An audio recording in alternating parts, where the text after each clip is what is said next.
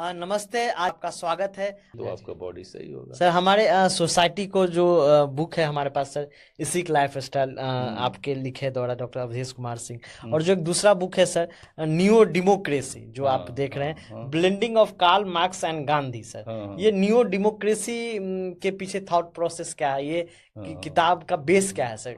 देखिए, मैंने ये जो इसिक जो है 2004 में इसकी लॉन्च करी थी हैदराबाद में। ओके। ये सोसाइटी इसिक 04 इसलिए इसका देखेंगे @gmail.com ये है।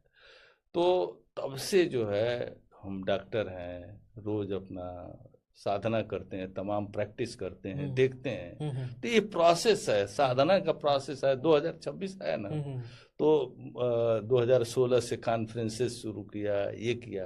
तो उसी प्रोसेस में जैसे इसका क्रक्स है कि कैसे बैलेंस स्थापित करें। तो आज हम लोग देख रहे हैं कि समाज में इतना इम्बैलेंस है, पॉलिटिकल सोशल सिस्टम में इतना इम्बैलेंस है।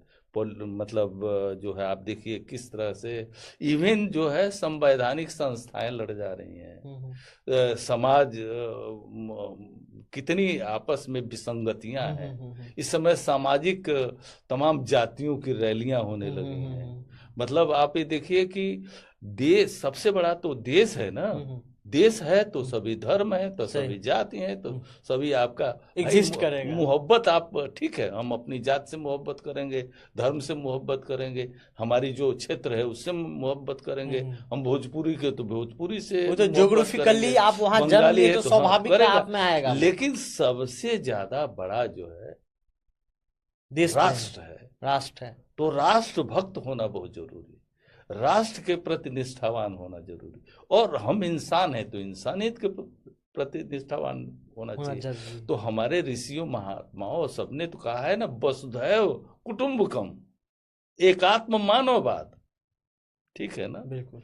तो बहुत एक दूसरे के प्रति हम लोगों का सनातन धर्म, बुद्धिज्म और जितने भी इस जमीन से निकले हैं, और दुनिया में अन्य भी जो महान धर्म है, सब ये बताते हैं कि भाई बैलेंस पर वो करते हैं, और पूरे इंसानियत को वो समर्पित है।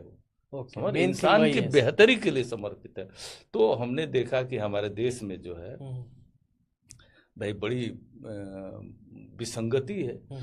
हमारे ही साथ चाइना आजाद होता है, और चाइना 1980 तक दशक तक जो है, आप ये समझ जाइए कि बिल्कुल उसकी इकोनॉमी और हम लोग बिल्कुल बराबर थे। वहां भी लाइन लगता था, हमारी भी, ऐसा नहीं था कि वो उसकी इकोनॉमी बेहतर। 1980 के बाद आज देखिए चाइना अमेरिका को जो है बिल्कुल टक्कर दे रहा है। तो हम लोगों को ये तो देखना पड़ेगा ना कि हमारी विसंगति क्या है, हमारा इम्बैलेंस क्या है, किस तरह से यहाँ पर बैलेंस ले आए। तो इसीलिए जो है हमने 2 पार्टी डेमोक्रेसी का एक कंसेप्ट रखा। Okay sir. हमारा कोई पॉलिटिकल कंसेप्ट नहीं है। हमारे लिए तो हमारी प्यारी भाजपा भी है, हमारे लिए प्यारी कांग्रेस भी है, हमारे लिए सब पार्टियां प्यारी।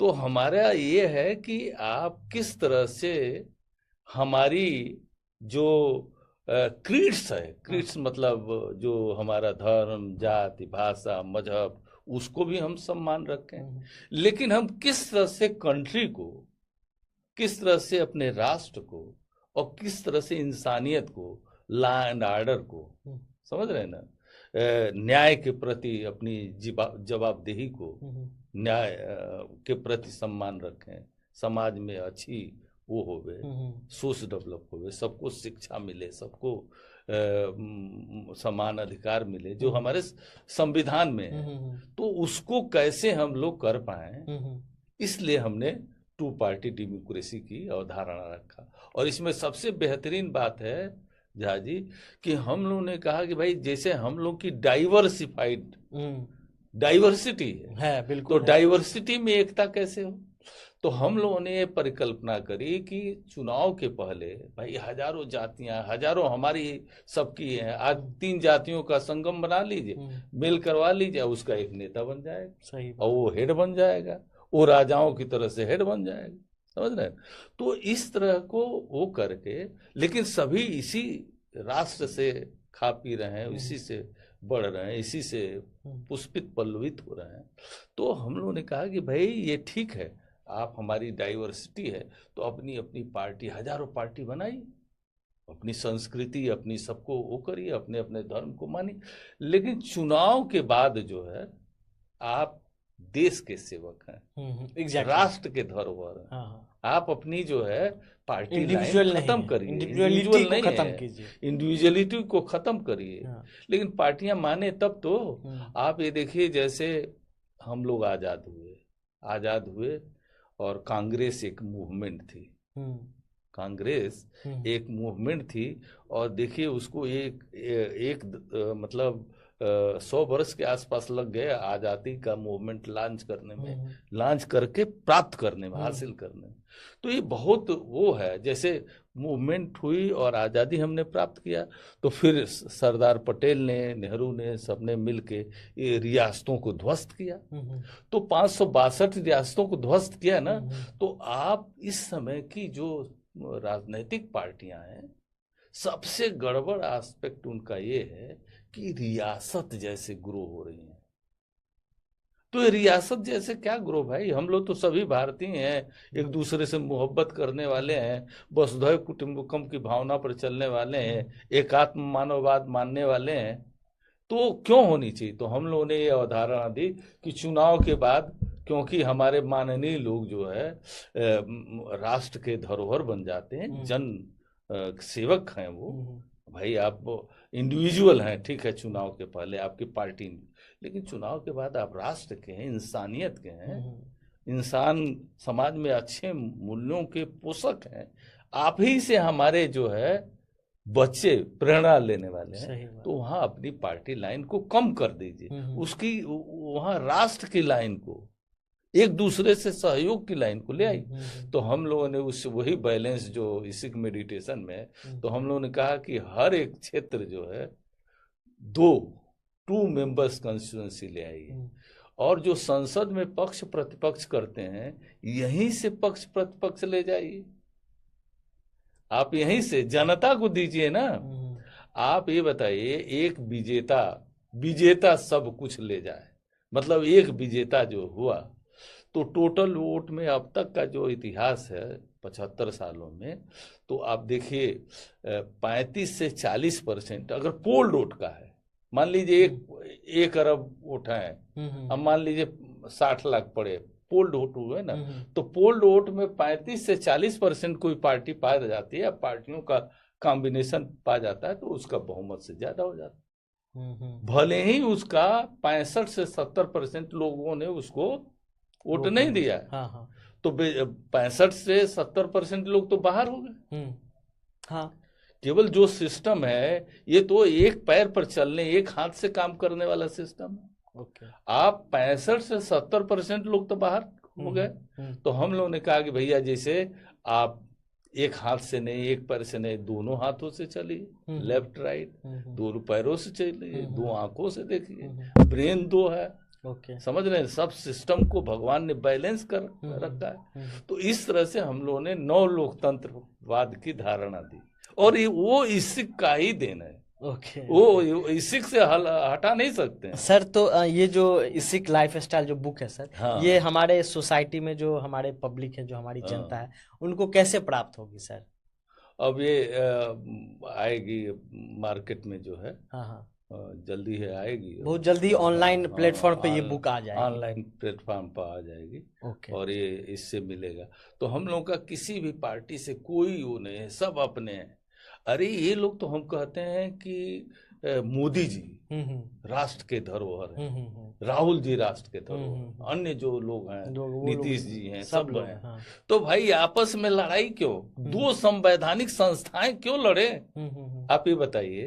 एक केंद्र सरकार है, तो बोला जाता है ना, एक वो है, आपने सुना होगा, वॉक्स पॉपुली, वॉक्स दे इज वॉक्स पॉपुली। मतलब लोगों की आवाज ईश्वर की आवाज होती है। समझ रहे हैं? तो एक केंद्र सरकार, केंद्र सरकार की एजेंसियां, कॉन्स्टिट्यूशनल बॉडी, एक राज्य सरकार, आपके वो बिहार का चाहे बंगाल का। अरे भाई, ये देश में ऐसा क्यों सिचुएशन हुए कि कॉन्स्टिट्यूशनल बॉडीज लड़ाई लड़े? देश के लिए घातक है कि नहीं? हाँ, बिल्कुल। भाई आप जो है कॉन्स्टिट्यूशनल बॉडीज को तो कहीं लड़ाई लड़ना ही नहीं। हाँ। भाई आपको ही देख के तो पूरा हमारे बच्चे देख रहे हैं, हमारी जो आप इस देश की पीढ़ी देख रही है। तो इस देश में जो है भाई बहुत अच्छे नेता हैं, बहुत अच्छे कर रहे हैं लोग।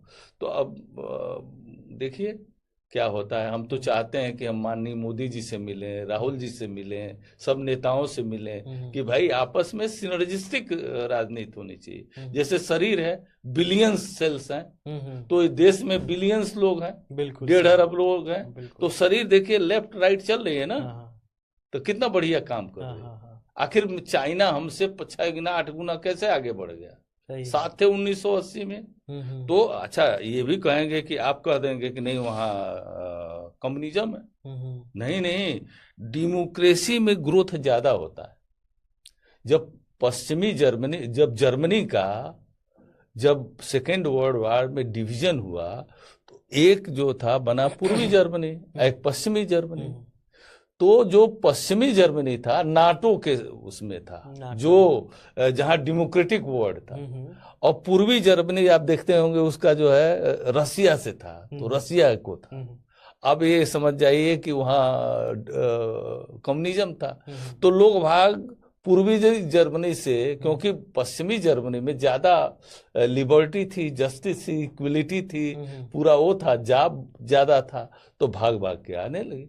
कुछ दिनों में क्या हुआ कि वहां जर्मनी की जनता ने दीवारें तोड़ दी। दोनों के बीच में सेना रहता, दीवार तोड़ दिया, जर्मनी एक हो गया। समझ रहे हैं? तो ऐसा नहीं कर सकते हैं कि चाइना में भाई कम्युनिज्म है इसलिए वो बढ़ रहे हैं। ना, डेमोक्रेसी में भी बढ़ते हैं। तो डेमोक्रेसी की विसंगति को दूर करिए, लड़ाई झगड़े वाला डेमोक्रेसी नहीं, सिनर्जिस्टिक डेमोक्रेसी ले आइए ना। अब मानते हैं कि नहीं? हाँ, मैं समझ रहा हूँ। हाँ, बिल्कुल। तो सिनर्जिस्टिक डेमोक्रेसी ले आइए, तो भाई अब सब झगड़े कम हो जाएंगे।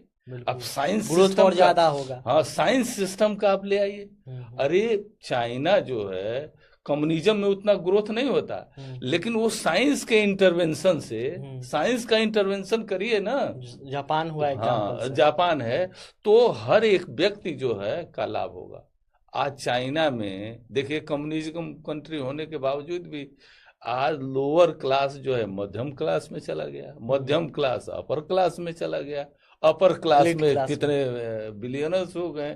आज अमेरिका को आंखें दिखा रहा चाइना। तो और हम लोग ऐसे हैं, जबकि हमारे पास युवाओं की बौद्धिक शक्ति बहुत है, पूरे विश्व में अनूठी। हम लोग भाई पूरे विश्व में विश्व गुरु हमेशा हिंदुस्तान रहा ही।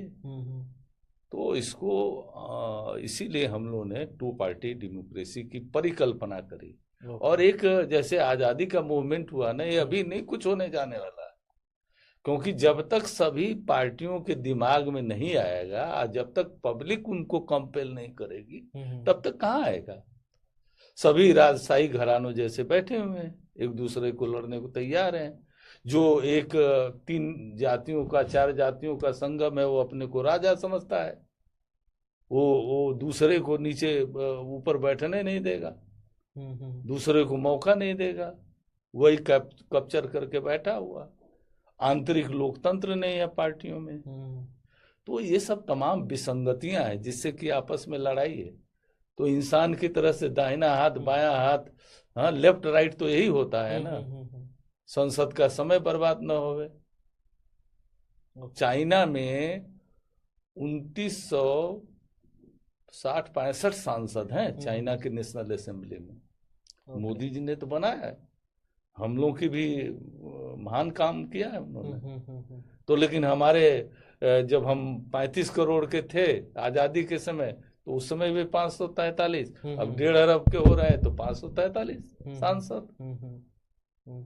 तो कुछ लोगों ने हमसे कहा कि डॉक्टर साहब आप जो है 2 मेंबर कॉन्स्टिट्यूएंसी की बात कर रहे हैं, अभी तो एक लूटता था, अब दोनों लूटेंगे। तो मैंने कहा कि भैया आपकी अभी मान लीजिए एक आंख से देख रहे हैं, दोनों आंख से देखेंगे तो थोड़ा और वो होगा ना, विस्तार से तो हाँ। अब उस समय क्या होगा, जब दोनों आंखें ही फूट जाएगी तब तो अंधे हो जाएंगे। हाँ हाँ बिल्कुल बिल्कुल सर। तो दोनों आंखों से देखिए ना, क्यों आप निगेटिव डायरेक्शन में जाएंगे। तो ये है, तो न्यू डेमोक्रेसी का कंसेप्ट है, और इस कंसेप्ट का जनक यही है। इसिक मेडिटेशन और विपस्सना और ये सब जो हमारे ऋषियों का मेडिटेशन मार्ग है, contemplation. Thank you so much sir. जैसा कि अभी जो हमारे बीच में डॉक्टर अवधेश सर के साथ जो बात हुई है, वार्तालाप हुई है मेडिटेशन को लेके, लाइफ स्टाइल को लेके, कैसे बैलेंस किया जाए, तो बहुत बहुत धन्यवाद आने के लिए, हमारे साथ बात करने के लिए। आपने जो अनुभव और साइंस और अपना जो नॉलेज को जो हम सोसाइटी के सामने, हम सभी के सामने जो आपने व्यक्त किया है, बहुत ही सामान्य शब्दों में, एक जो समझने में जो सभी लोगों को अच्छा लगे, तो उसके लिए बहुत बहुत धन्यवाद सर। आपके तहे दिल से स्वागत है। Thank you so much. बहुत बहुत थैंक यू सर। सबका मंगल हो सर। सब लोगों को धन्यवाद, जितने लोग देखें।